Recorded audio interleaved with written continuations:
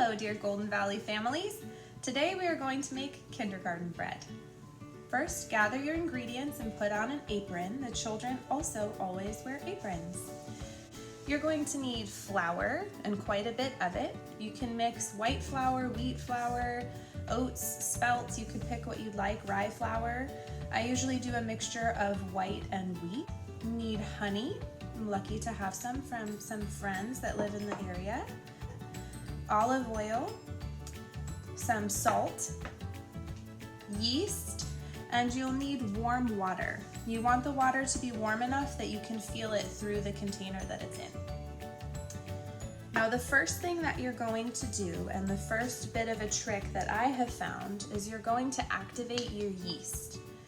To do that, you're going to add the honey to the warm water so that way it can give it something to feed on.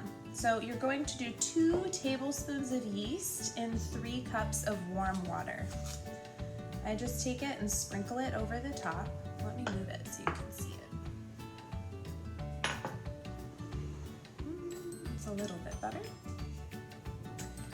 And I just sprinkle the 2 tablespoons on top. And then you're going to add a tablespoon of honey, which we'll just pour right in here. Perfect. A little extra never hurt anyone.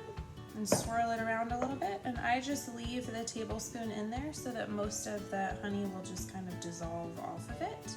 Now while that is sitting, you're going to want to gather the rest of your ingredients. So you won't need the yeast anymore, but you will need more honey when it's time to put the rest of it together. So you can put the yeast away. And then be sure that you have your flour, your salt, which I do use a coarse grain kosher salt, but you could use table salt also. And that you have some more honey available to you as well, because you'll be using that to sweeten your dough. So while this is sitting here, I'm going to tidy this. You can see that it's starting to foam up on the top, and the yeast is starting to get nice and fat. Okay, now we can see that our yeast is fully activated. It's foamy on the top. You can smell it. Often the kids will say it smells like bread. And so now we're going to move on to our next step, which is to add our oil, our salt, and the extra honey. So there's 1/3 cup of oil that you're going to pour right into that warm mixture. And then I prefer to put the honey directly in this oil container because it's already slick and it will help most of it to come out, so you don't have to do as much with the spatula. You need an additional 1/4 cup of honey.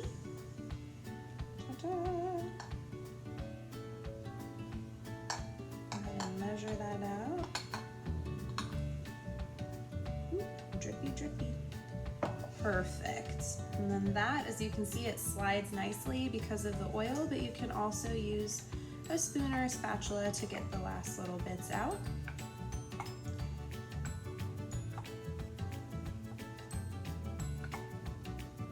Perfect.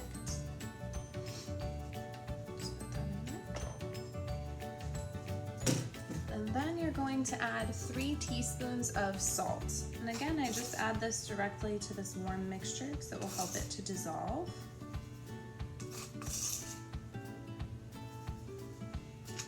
Okay, you can stir that around. We're all done with this until serving time. And then this warm water mixture you can put right into a large bowl wherever you will be mixing your dough. Get all of the last bits of stuff that's stuck in there.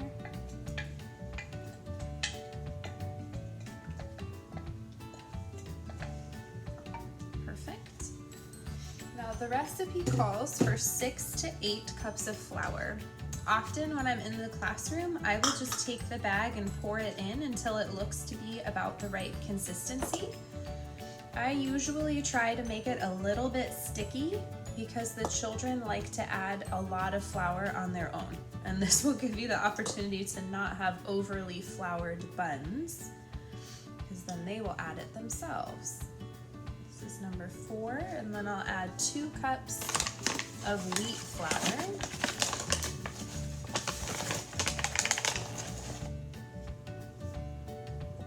And make mountain here.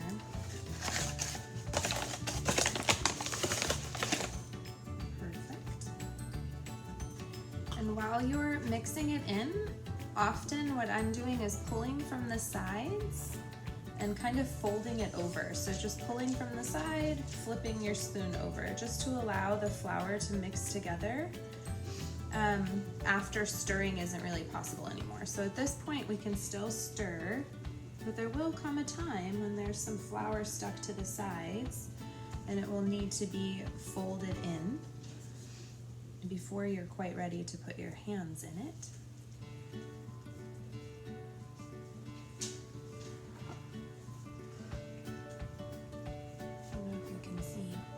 See, it's getting a little bit more of a dough and not so much of a liquid.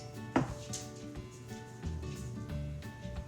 going to keep, there we go. Now it's getting nice and thick, which is when you'll have to grab at the sides. You want to scrape all the extra flour off the sides and edges and then folding it over and just pushing it so that it is still mixing.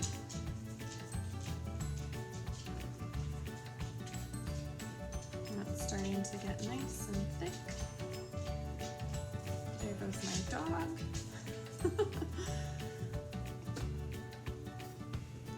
Now once it gets so thick that it's sticking to the spoon and it's really difficult to fold it in together, this is when you could use your hands to knead it together and be sure you got all of those last pieces. But because it is sticky, you're going to want to put some flour on your hands first. You can just sprinkle it over the dough itself. Use your floured fingers to pull the dough off of the spoon. And if it is starting to stick to you, just get some more flour. So you can take some more flour and put it on your hands like this. And then I would fold it in again. What you're trying to do is scrape those sides so that way you're getting all the bits of flour and dough off of the edges and you're folding it over. Let's see if I can hold it up a little bit. Folding it over and pushing it down. See how it's sticky here? I'm going to add more flour. Usually I just tell the children, oh, if it's sticky, just ask for some more flour. And then you won't have to worry about it anymore because your hands will have little mittens. Most children love bread, so the reward of having bread is worth having sticky hands. So if you have a child that does have some sensitivity, even doing 1 or 2 rolls or just pressing can help because they want to eat the bread, such as in the story of the Little Red Hen. Once you have your dough and it has come into a cohesive ball, it will usually look like this. It's a little sticky on the bottom. I like to make it into a big round ball just because it's beautiful, but you don't have to do that. And then I'm going to put it here in the middle of my bowl. I'm going to get any of these last little bits off by rubbing my hands together. And all these last little pieces will come off of my fingers. I'm going to coat the top with extra flour, just like this.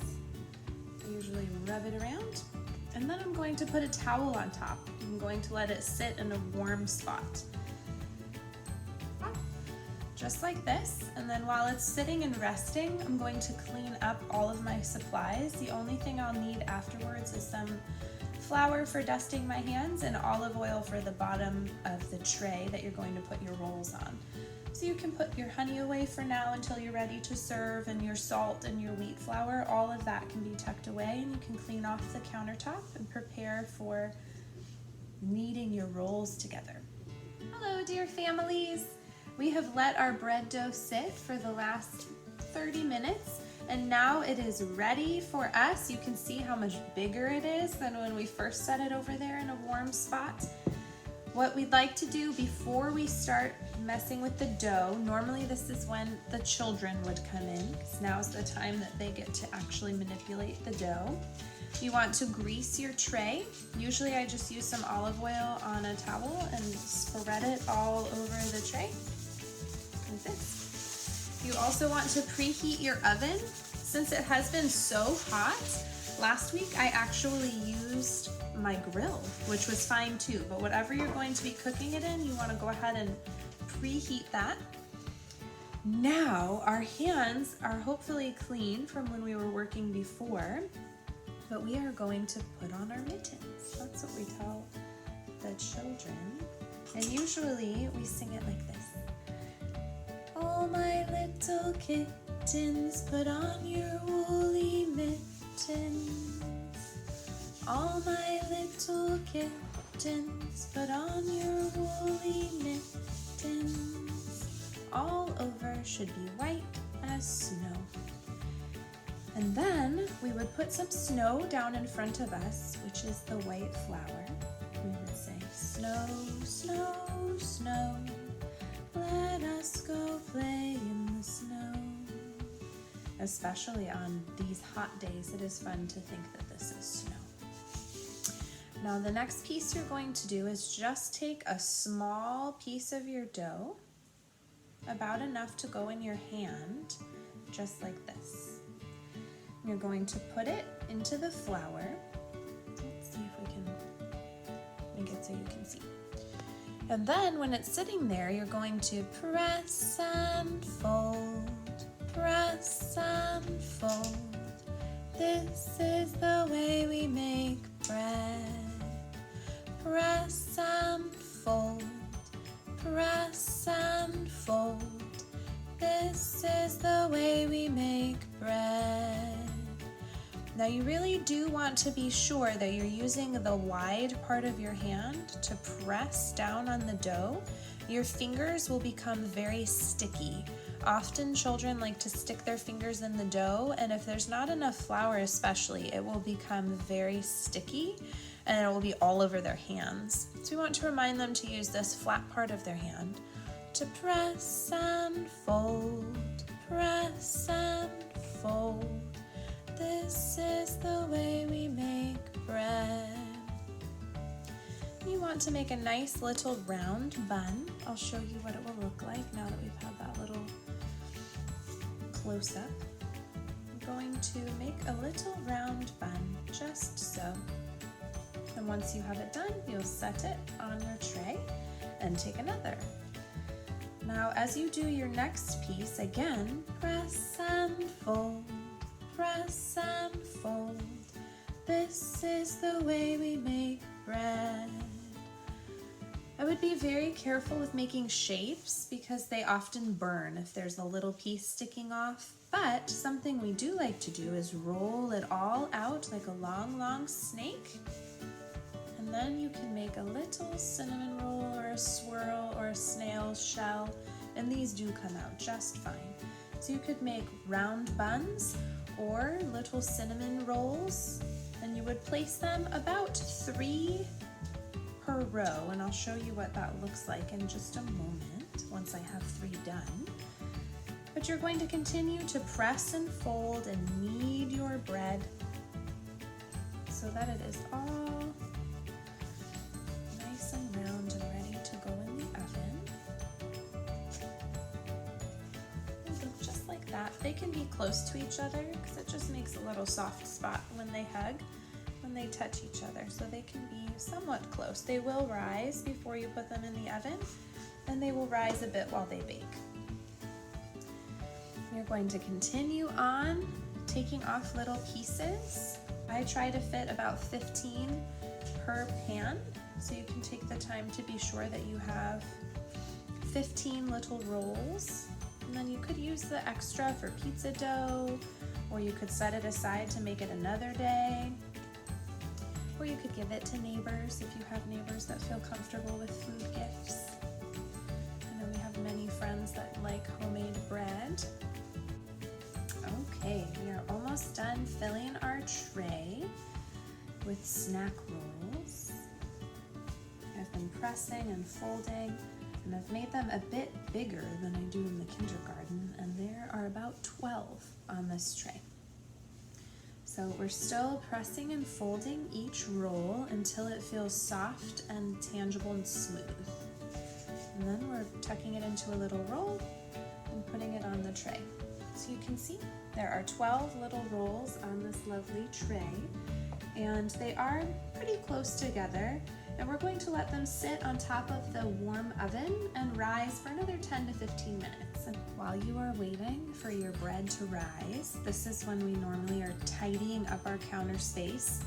And you can just use a spatula, and actually your child could, and then this area where you see any little bits of dough that are stuck to your counter or your table, they would just use the spatula to make a nice pile of any of the dough there before you use a wet sponge to clean it up. And this is a great activity, especially for children with lots of extra energy.